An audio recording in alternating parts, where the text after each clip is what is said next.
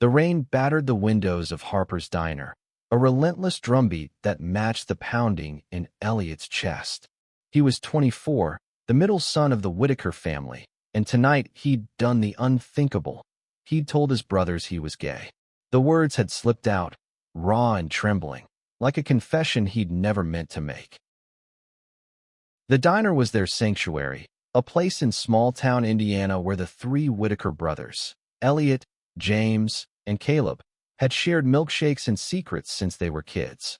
But tonight, the air was thick with something new: betrayal. James, the eldest at 27, sat across from Elliot, his jaw tight, his calloused hands gripping the edge of the table. Caleb, the youngest at 22, stared at his sketchbook, his pencil frozen mid-stroke. The silence was louder than the storm outside. "You don't get it, do you?" James finally said, his voice low but sharp, like a blade slicing through the din of clinking plates and country music. "This isn't just about you, Elliot. It's about us. The family. The farm. Everything Dad built." Elliot's throat tightened. He'd known this wouldn't be easy.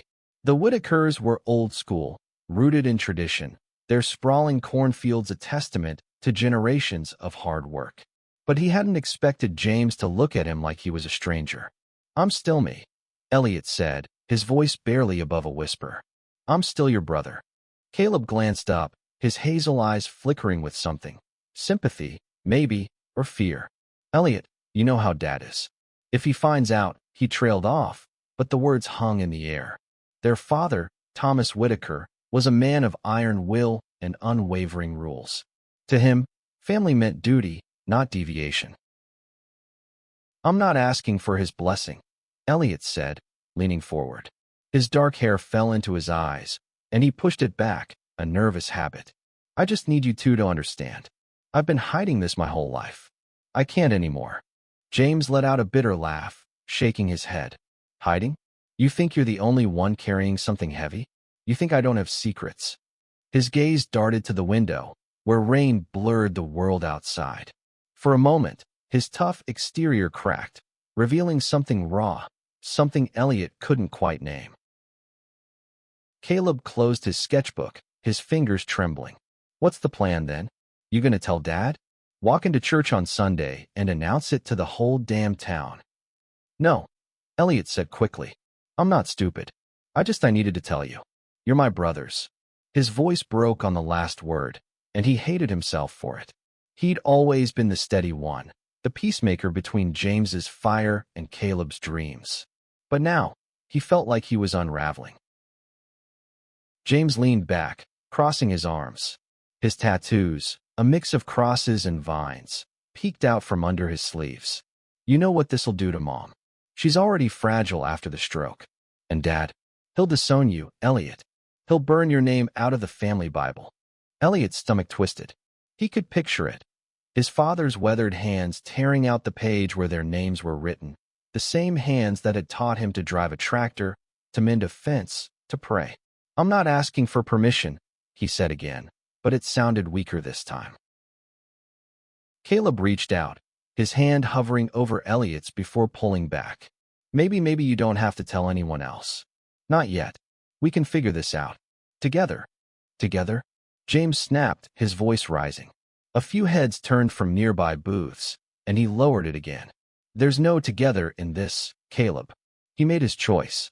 He's choosing himself over us." "That's not fair." Elliot shot back, his own anger flaring. "You think I wanted this? You think I chose to feel this way? I've spent years trying to pray it away, James. Years." The confession hung between them, heavy and exposed. James's eyes softened for a fraction of a second before hardening again. "Then keep praying," he said coldly. "Because if you go down this road, you're tearing this family apart." The waitress, a kind-eyed woman named Margie, approached with a pot of coffee, sensing the tension. "Y'all okay over here?" she asked, her voice gentle but wary. "We're fine," James said, not looking at her. Margie hesitated, then moved on, leaving them to their storm. Elliot stared at the table, at the rings left by years of coffee mugs. He'd always thought his brothers were his safe place. the ones who'd stand by him no matter what. But now, James's words echoed in his mind. You're tearing this family apart. Was he? Was being honest about who he was really worth the cost? Caleb broke the silence. What if we make a deal? His voice was tentative, like he was testing the waters. You don't tell Dad. You don't tell anyone. And we'll keep this between us. We'll protect you. Elliot's heart sank. Protect me? By making me hide again. It's not hiding, Caleb said, his eyes pleading. It's surviving. For now. James nodded, his expression unreadable. You want to be part of this family, Elliot? You keep this to yourself. You don't bring it home. You don't speak of it. Ever. And if I don't? Elliot asked, his voice steady despite the ache in his chest. James leaned forward, his eyes locking onto Elliot's. Then you're not a Whitaker anymore. The words hit like a punch, stealing Elliot's breath. He looked at Caleb, hoping for a lifeline, but his younger brother only stared at the table, his silence a betrayal of its own. The rain kept falling, the diner kept humming, and Elliot felt the weight of a choice he wasn't ready to make. He'd come here to be free, to finally breathe. But now, he wondered if freedom was just another word for losing everything he loved. The next morning, Elliot woke to the familiar creak of the farmhouse floorboards and the distant crow of a rooster. His bedroom, tucked under the eaves, was a time capsule of his childhood, posters of classic rock bands, a faded quilt from his grandmother, a baseball glove gathering dust. But today, it felt like a cage. The memory of last night's conversation clung to him like damp earth, heavy and suffocating. Downstairs, the kitchen smelled of bacon and coffee, a ritual as old as the Whitaker name. His mother, Clara, stood at the stove, her movements slow but deliberate, her recovery from the stroke a quiet miracle. She smiled when she saw Elliot, her eyes crinkling with warmth. You're up early, sweetheart. Hungry? Elliot forced a smile, his heart twisting. Yeah, Mom. Starving. He slid into a chair at the oak table, where Caleb was already eating, his nose buried in a sketchbook. James was nowhere in sight, likely out in the fields before dawn, as always. Where's your brother? Clara asked, setting a plate of eggs in front of Elliot. Out working, Caleb mumbled, not looking up. His pencil scratched across the page, drawing jagged lines that looked more like a storm than art. Clara nodded, her gaze lingering on Elliot. You okay, hon? You look like you didn't sleep a wink. I'm fine, Elliot lied, poking at his eggs. He wanted to tell her everything. How he'd spent years hiding who he was, how he'd finally told his brothers, how their rejection had cut deeper than he'd ever imagined. But her fragile health, her gentle faith, stopped him. She'd always been the soft heart of the family, the one who held them together. He couldn't risk breaking her. The back door slammed, and James walked in, his boots caked with mud. He glanced at Elliot, his expression unreadable, then grabbed a mug from the counter. Morning, he said, his voice flat. Morning, Elliot replied, the word tasting bitter. The silence that followed was a chasm, one neither brother seemed willing to cross. Caleb closed his sketchbook with a snap. I'm heading into town later, he said, his tone too bright, like he was trying to outrun the tension. Need anything? Get some feed for the chickens, James said, not looking at him. And don't forget the hardware store. We need bolts for the tractor. Caleb nodded, his eyes flicking to Elliot. You want to come? I'm stopping by the library, too. Elliot hesitated. The library was his refuge, a place where he could lose himself in books and forget the weight of his secrets. But after last night, he wasn't sure he could handle being alone with Caleb, whose silence had stung almost as much as James's ultimatum. Maybe, he said finally. I'll let you know. Clara sat down, her hands wrapped around a mug of tea. You boys are awfully quiet today. Something going on? The question hung in the air, a landmine waiting to be stepped on.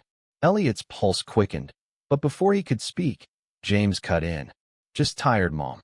Long week. She nodded, but her eyes stayed on Elliot, searching. He looked away, his gaze landing on a photo on the wall. a faded picture of the three brothers as kids, grinning in the back of their father's pickup. Back then, they'd been inseparable, bound by laughter and loyalty. Now, that bond felt like a rope fraying at the edges. After breakfast, Elliot followed Caleb out to the porch, the morning air crisp and heavy with the scent of wet grass. "You meant what you said last night?" Elliot asked, his voice low. "About protecting me?" Caleb shoved his hands in his pockets, his shoulders hunched. "I don't know, man. I don't want to lose you. But James is right. Dad'll go ballistic. And Mom, she can't handle this right now. So what? I just pretend to be someone I'm not? Forever?" Elliot's voice cracked, and he hated how vulnerable it made him sound. Caleb's eyes met his, full of guilt. "Not forever. Just for now. Until things settle down." Elliot laughed, a hollow sound. "Settle down? Caleb, this isn't something that goes away. It's who I am." "I know," Caleb said softly. "But you saw James last night. He's not going to let this go. And if Dad finds out," he trailed off, shaking his head. Elliot's chest ached. He'd always been the one to smooth things over, to keep the peace. But this wasn't a fight he could mediate. This was his truth, and his brothers were asking him to bury it. "Come to town with me," Caleb said suddenly. "Get out of here for a bit. Clear your head." Elliot wanted to say no, to stay in his room and let the world fade away. But the thought of being stuck in the house, with James's cold stares and his own swirling thoughts, was unbearable. "Fine," he said, "but don't expect me to act like everything's okay." Caleb nodded, relief flickering across his face. "Fair enough." As they climbed into Caleb's beat-up truck, Elliot glanced back at the farmhouse, where James stood in the doorway, watching them. His brother's eyes were unreadable, but the weight of his gaze followed Elliot all the way into town. The library was quiet, a sanctuary of worn books and soft light. Elliot wandered the stacks, his fingers trailing over spines, while Caleb flipped through art magazines at a nearby table. For a moment, it felt like old times, before secrets, before ultimatums. But then Elliot saw him. Across the room, a guy about his age was shelving books, his movements careful and deliberate. He had warm brown skin, a cascade of dark curls, and a smile that lit up the room when he laughed at something a coworker said. Elliot's breath caught, his heart racing in a way it hadn't in years. The guy looked up, their eyes meeting for a fleeting moment, and Elliot felt a spark, a dangerous, beautiful spark. He turned away, his pulse hammering. He couldn't afford to feel this. Not now. Not when his brothers had made it clear. His truth came at a cost. But as he glanced back, the guy was still watching him, his smile soft and curious. And for the first time in days, Elliot felt something other than fear, hope. The library's quiet hum faded as Elliot's world narrowed to the stranger across the room. His name tag read Micah, and his presence was like a melody Elliot hadn't known he was missing. Micah's dark curls caught the light, and when he smiled, it was like a door cracking open in Elliot's chest, letting in air he hadn't realized he needed. Elliot forced himself to look away, grabbing a random book from the shelf, some dusty biography about a forgotten president. He flipped through it, the words blurring. His brother's words from last night echoed, "You're not a Whitaker anymore." He'd spent his life trying to belong, to fit into the mold of the perfect son, the reliable brother. But now, standing in this library, he felt like a stranger in his own skin. "You a history buff?" a voice asked, warm and teasing. Elliot startled, nearly dropping the book. Micah stood a few feet away, a stack of novels in his arms, his brown eyes bright with curiosity. No," Elliot stammered, his face heating. "Just browsing." Micah tilted his head, his smile widening. "Browsing, huh? That book's been on the shelf since I started working here. Nobody's touched it in months." Elliot laughed despite himself, the sound rusty but real. "Guess I'm drawn to the underdog." "Underdogs are my kind of people," Micah said, his voice light, but laced with something deeper, like he saw more than Elliot meant to show. He extended a hand. I'm Micah. You new around here. Elliot, he replied, shaking Micah's hand. The touch was brief, but it sent a jolt through him, like static electricity. Not new. Just don't come to town much. Farm kid, right? Micah said, nodding toward Elliot's worn jeans and flannel. I can spot him a mile away. My dad's got a place out by Willow Creek. You ever been? Elliot nodded, surprised. Yeah, we're out near there. Whitaker Farm. Micah's eyes lit up. No kidding. I used to ride my bike past your place as a kid. Those cornfields are like a maze. For a moment, Elliot forgot the weight on his shoulders. Talking to Micah was easy, like slipping into a warm jacket on a cold day. They chatted about small-town life, the quirks of their neighbors, the way the stars looked brighter out in the country. But then Caleb appeared, his sketchbook tucked under his arm, his expression tense. Elliot, we gotta go, Caleb said, his voice clipped. His eyes flicked to Micah, narrowing slightly. Micah raised an eyebrow but didn't miss a beat. Catch you later, Elliot, he said, his smile unwavering. Maybe I'll swing by the farm sometime. Yeah, Elliot said, his throat tight. Maybe. As they left the library, Caleb was quiet, his hands gripping the steering wheel too tightly. The truck rumbled down Main Street, past the hardware store and the diner, the town fading into fields. Finally, Caleb spoke. Who was that guy? Just someone from the library, Elliot said, keeping his tone neutral. But his heart was still racing. Micah's smile burned into his mind. Caleb glanced at him, his jaw tight. You need to be careful, Elliot. People talk. And if Dad hears anything. He won't. Elliot snapped, his anger flaring. I'm not an idiot, Caleb. I know how to keep my head down. Do you? Caleb shot back. Because it didn't look like you were keeping your head down back there. Elliot's hands clenched into fists. What's that supposed to mean? It means you're not thinking about the consequences, Caleb said, his voice rising. You think you can just what? Flirt with some guy in public and nobody'll notice? This isn't Indianapolis, Elliot. This is home. People know us. Elliot stared out the window, the fields blurring past. So what? I'm supposed to live like a ghost? Never talk to anyone. Never feel anything. Caleb's grip on the wheel tightened, his knuckles white. I'm not saying that. I'm saying you need to be smart. For all our sakes. The rest of the drive was silent, the air between them thick with unspoken words. When they pulled up to the farmhouse, James was waiting on the porch, his arms crossed. You get the bolts? He asked Caleb, ignoring Elliot. Yeah, Caleb said, tossing him a bag from the hardware store. Got the feed, too. James nodded, his eyes flicking to Elliot. You stay out of trouble? Elliot met his gaze, his anger simmering. Define trouble. James's expression hardened, but before he could respond, their father's voice boomed from inside.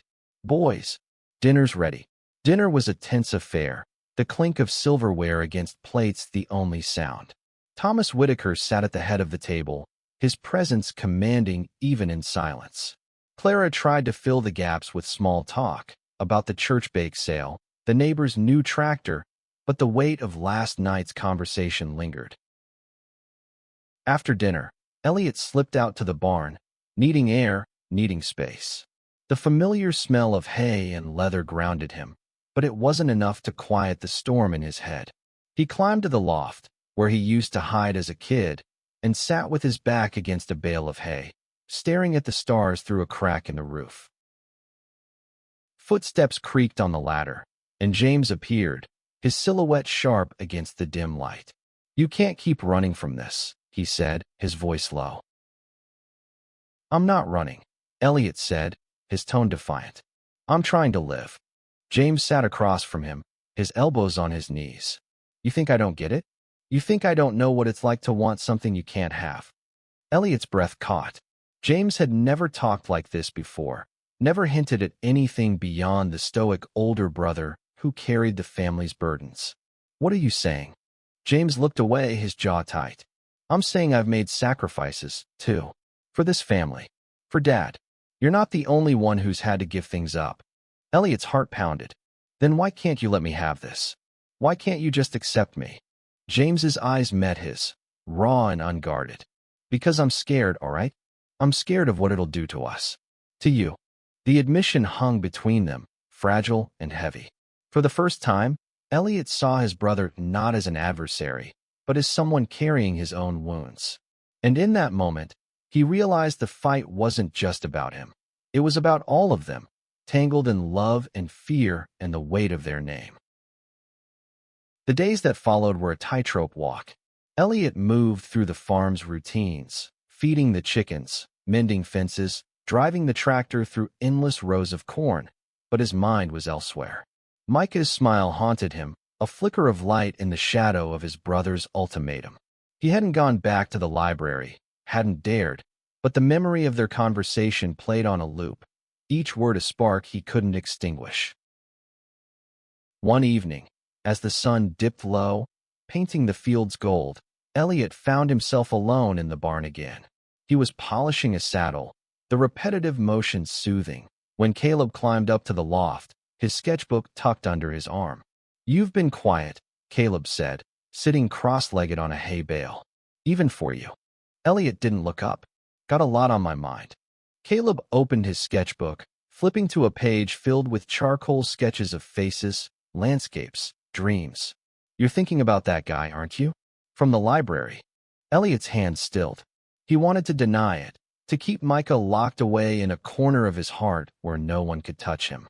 But Caleb's eyes were soft, searching, and Elliot was tired of lying. "His name's Micah," he said quietly. "And yeah, I can't stop thinking about him." Caleb nodded, like he'd expected it. He seemed nice. "But, Elliot, you gotta be careful. If James finds out you're even thinking about someone." "James doesn't get to control me." Elliot snapped, his voice sharper than he intended. He set the saddle down, his hands trembling. "Neither do you. I'm done living like I'm ashamed of who I am." Caleb's face fell. "I'm not saying you should be ashamed. I don't want you to get hurt. You know how this town is. You know how Dad is." Elliot's chest tightened. He did know. He'd grown up hearing the whispers at church, the slurs tossed casually at school.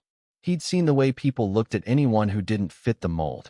But knowing didn't make it easier to swallow.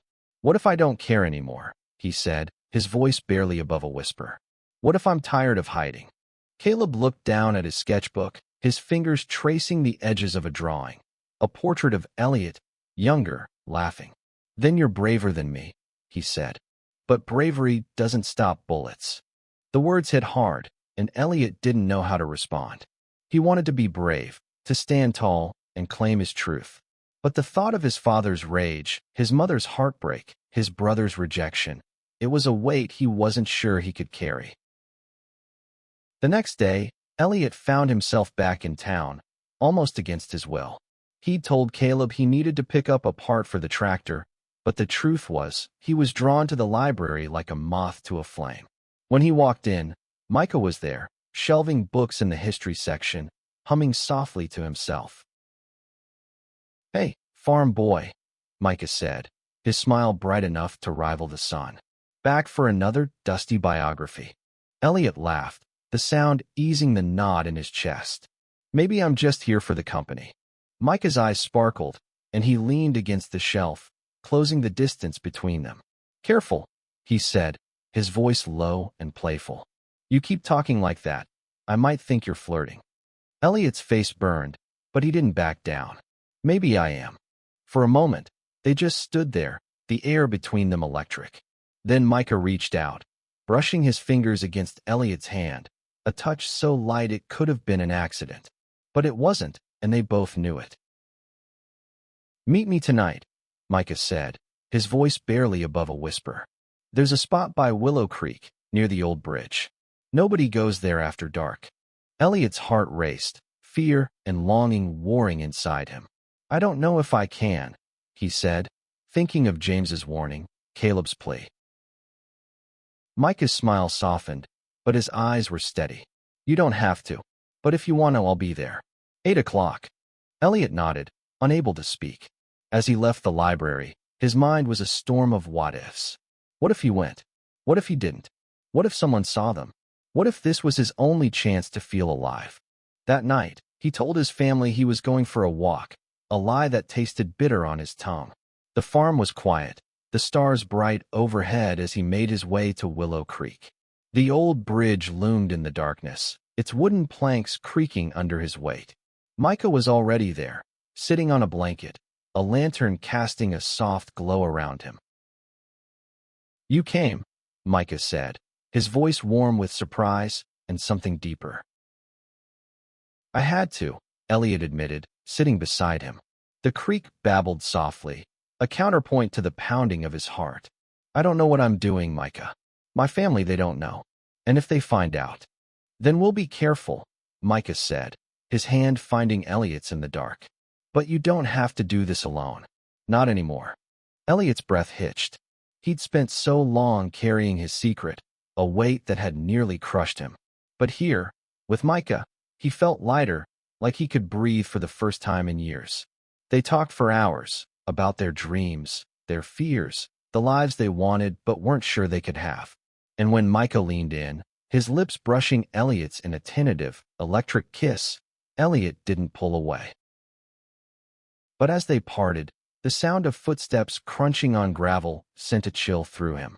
He turned, his heart stopping as he saw James standing at the edge of the bridge, his face unreadable in the lantern's glow. "Elliot," James said, his voice low and dangerous. "We need to talk. Now." Elliot's heart slammed against his ribs, the world narrowing to James's shadowed figure at the edge of the bridge. The lantern's light flickered, casting jagged patterns across his brother's face, making him look both familiar and foreign. Micah's hand tightened around Elliot's, a silent anchor, but it wasn't enough to stop the dread pooling in his stomach. "James," Elliot said, his voice unsteady, "what are you doing here?" James stepped closer, his boots heavy on the wooden planks. His eyes flicked to Micah, then back to Elliot, sharp and unyielding. "I could ask you the same thing," he said, his voice low, each word a warning. "You said you were going for a walk. Didn't mention you'd be meeting someone." Micah stood, his posture calm but protective.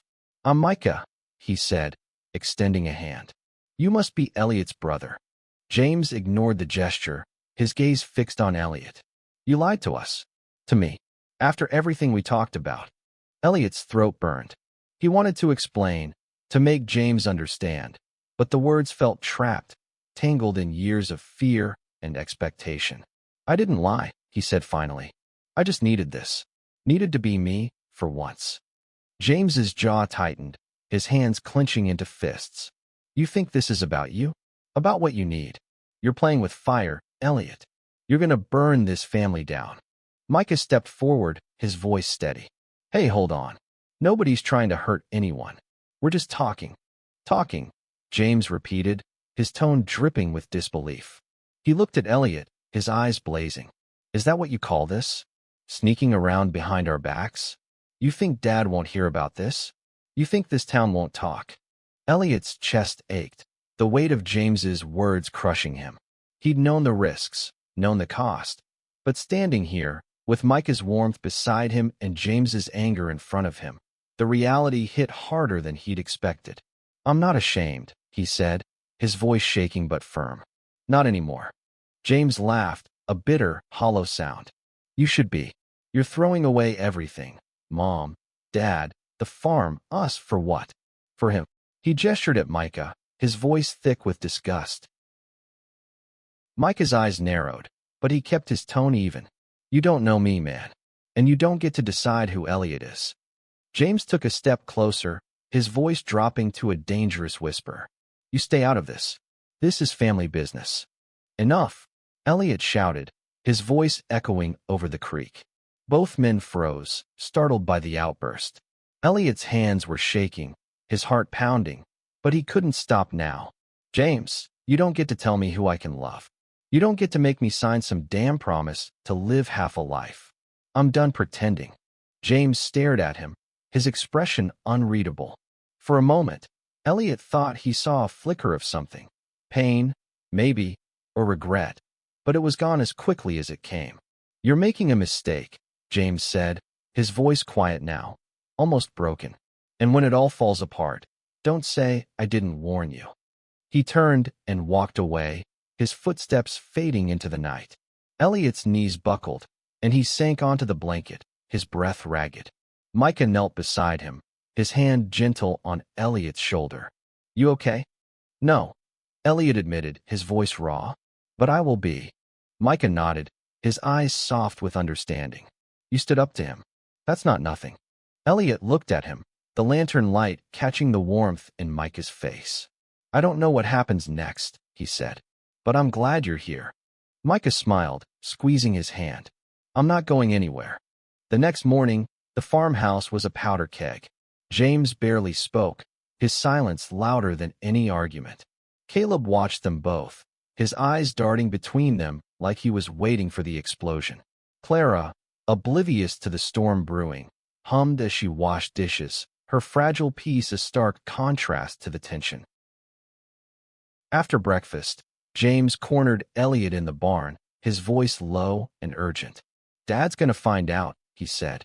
"Someone saw you last night. At the creek." Words already spreading. Elliot's stomach dropped. "Who? Does it matter?" James snapped. "This town's small, Elliot. People talk.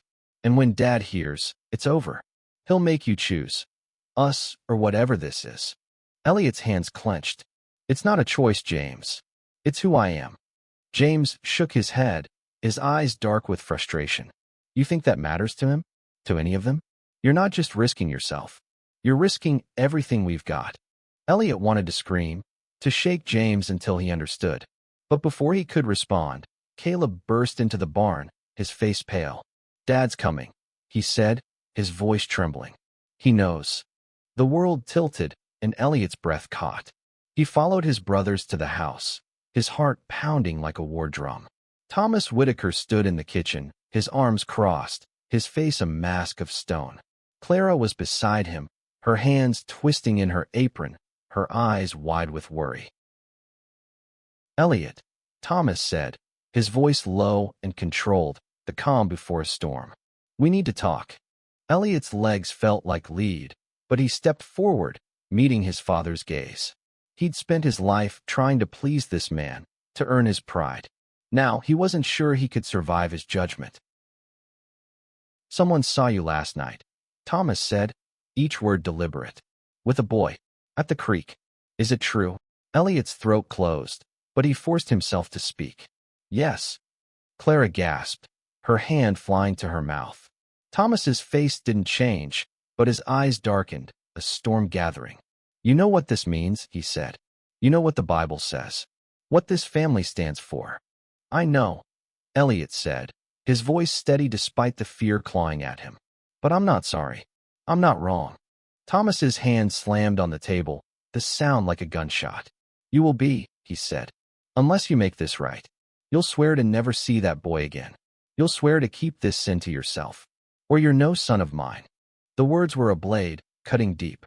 Elliot looked at his mother, her eyes brimming with tears, at Caleb, frozen in place, at James, whose face was a mask of conflict.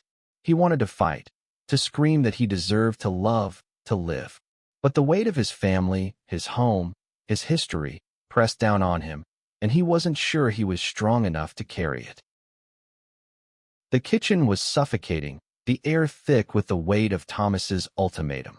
Elliot stood rooted to the spot, his father's words echoing in his skull, "Or you're no son of mine." Clara's soft sobs were the only sound, each one a needle in Elliot's heart. He wanted to reach for her, to promise he'd fix this, but the truth was a wall between them, unyielding and cold. "Dad," Elliot said, his voice raw but steady, "I'm not going to swear anything. I'm not going to pretend I'm someone I'm not. Not anymore." Thomas's eyes narrowed, his hands gripping the back of a chair so tightly the wood creaked. "You think you can defy me? Defy God? This family has stood for generations because we follow the right path. You're throwing that away for what? A fling?" "It's not a fling," Elliot said, his voice rising. "It's who I am, and I'm done hiding it to make you comfortable." Clara's hand reached for his, trembling. "Elliot, please. We can work through this. We can pray. We can." "Mom," Elliot interrupted, his voice softening as he looked at her. "I've prayed. For years. It didn't change me. It just made me hate myself. Her eyes filled with tears, and he hated how much his truth hurt her. But he couldn't stop now. I love you, but I can't keep lying. Thomas stepped forward, his presence looming. You will not bring this into my house. You will not shame this family. If you choose this path, you choose to walk it alone. The words were a death knell, final and unyielding. Elliot's gaze flicked to his brothers. Caleb's eyes were downcast, his hands twisted together. James stood rigid, his face a battleground of loyalty and pain. Neither spoke, and their silence was its own kind of betrayal. I'm not choosing to be alone, Elliot said, his voice breaking. You're the ones pushing me away. Thomas turned away, his back a wall of rejection. You have until morning to decide. Swear to leave this behind, or you leave this house. The rest of the night was a blur. Elliot retreated to his room, the familiar posters and quilt now mocking him with memories of a life he might lose. He didn't sleep, his mind racing with images of Micah's smile, James's anger, his mother's tears. At dawn, he packed a bag, clothes, a few books, the photo of him and his brothers as kids. He didn't know where he was going, only that he couldn't stay. As he stepped onto the porch, the sunrise painted the fields in shades of pink and gold, a beauty that felt cruel in its indifference. Caleb was waiting by the truck, his sketchbook clutched to his chest. You're really going? He asked, his voice small. Elliot nodded, his throat tight. I have to. Caleb's eyes glistened. I'm sorry I should have said something. I should have stood up for you. Elliot pulled him into a hug, fierce and fleeting. You're still my brother, he said. That doesn't change. James appeared at the edge of the porch, his expression unreadable. You're making a mistake, he said, but his voice lacked the venom from before. You don't have to do this. Yes, I do, Elliot said, meeting his gaze. I can't live a lie, not even for you. James looked away, his jaw tight. For a moment, Elliot thought he might say something, anything, to bridge the gap between them. But James only turned and walked back inside, the door slamming shut behind him. Elliot drove to town, his heart a tangle of grief and resolve. He found Micah at the library, shelving books as always, his presence a beacon in the storm. When Micah saw him, his smile faded, replaced by concern. What happened? They know, Elliot said, his voice hollow. My daddy gave me an ultimatum. I'm leaving. Micah's eyes widened, but he didn't hesitate. Come with me, he said, taking Elliot's hand. My apartment's small, but it's yours if you need it. Elliot's chest tightened, gratitude and fear warring inside him. You don't even know me. Why would you do this? Micah's smile was soft, certain. Because I see you, Elliot. And I'm not letting you go through this alone. They spent the day together, talking, planning, dreaming of a life where Elliot didn't have to hide.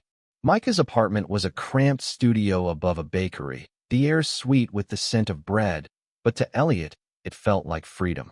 For the first time, he could imagine a future where he was whole.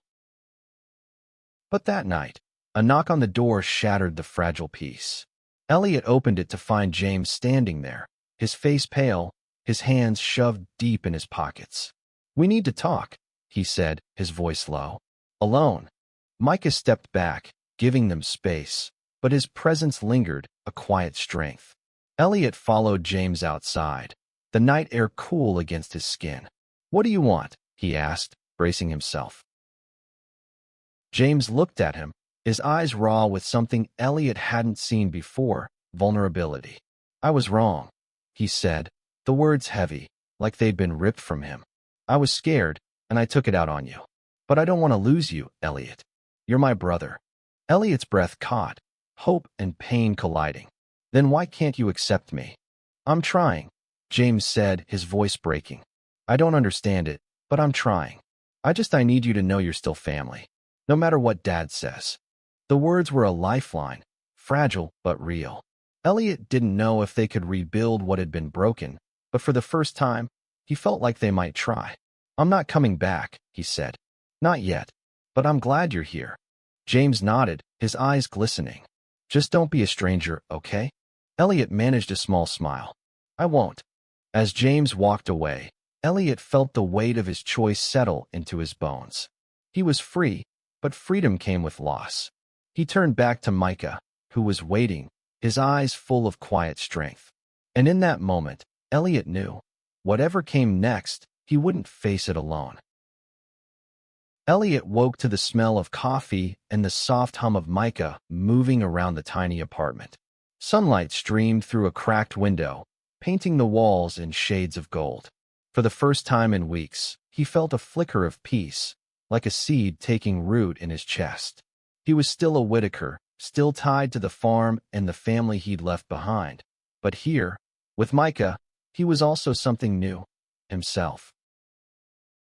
Micah handed him a mug, his smile warm but cautious. "You sleep okay?" "Better than I expected," Elliot admitted, sipping the coffee. It was strong, grounding him in this new reality. "Thanks for everything." Micah sat across from him, his dark curls falling into his eyes. "You don't have to thank me. I meant what I said. I'm in this with you." Elliot's heart swelled, but the ache of yesterday lingered. James's words, his unexpected olive branch, had cracked something open, but the wound of his father's rejection still bled. He hadn't spoken to his mother since leaving, and the thought of her pain was a weight he carried everywhere. "I need to go back," Elliot said suddenly, the words surprising even himself. "Not to stay, just to see them, to make sure Mom's okay." Micah nodded, his expression steady. "I'll drive you, whenever you're ready." They set out that afternoon, the truck rattling along the familiar roads to the Whitaker farm. The fields stretched out under a wide blue sky, a reminder of the life Elliot had always known.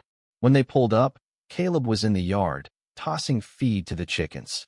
He froze when he saw Elliot, his face a mix of relief and guilt.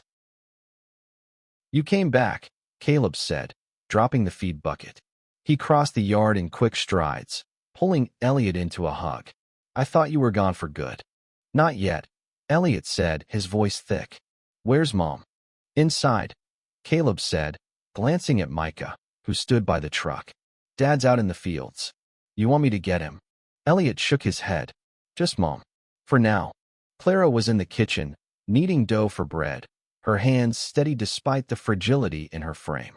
When she saw Elliot, her eyes filled with tears, and she rushed to him, wrapping him in a hug that smelled of flour and home. "Oh, my boy," she whispered. "I was so scared I'd lost you." "I'm here, Mom," Elliot said, holding her tight. "I'm not going anywhere." "Not really." They sat at the table, and Elliot told her everything. Not just about Micah, but about the years of hiding, the fear, the longing to be seen. Clara listened, her hands clasped around his, her tears falling silently. "I don't understand it all," she said finally. "But I love you, Elliot. That's never going to change." Elliot's throat tightened. "What about Dad?" Clara's face clouded. "He's angry, hurt, but he's your father. Give him time." Time. It was a fragile hope, but Elliot clung to it. He glanced out the window, where Micah was talking to Caleb, their laughter carrying faintly. For the first time, he saw a future where he could have both, his family and his truth. That evening, as they drove back to town, Micah reached for his hand, their fingers intertwining. "You did good today," he said. "That took guts." Elliot smiled, the weight in his chest lighter. "I couldn't have done it without you." Micah's eyes sparkled in the fading light. "You're stronger than you think, Elliot Whitaker." Months later, the farm was still home, but it wasn't the cage it had been. Elliot visited often, bringing Micah sometimes, though his father remained distant, his silence a wall they hadn't yet breached. James was trying, his gruff apologies and awkward attempts at conversation a bridge slowly being built. Caleb sketched portraits of them all, capturing the love beneath the tension. Elliot found work at the library, shelving books beside Micah, their days filled with quiet moments and stolen kisses. He was still learning what it meant to live openly, to love without fear, but each step felt like a victory. The town talked, as towns do, but their whispers couldn't drown out the truth in his heart.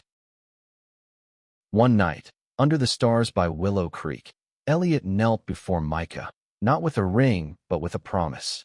"I don't know what's next," he said, his voice steady. But I want it with you. Micah pulled him up, kissing him fiercely, their laughter mingling with the creek's song. Then we'll figure it out, he said. Together. And as they stood there, wrapped in each other in the night, Elliot knew he'd made the right choice. Love wasn't a sin, or a shame, or a secret to be buried. It was a light, bright and unyielding, and he'd spend the rest of his life chasing it.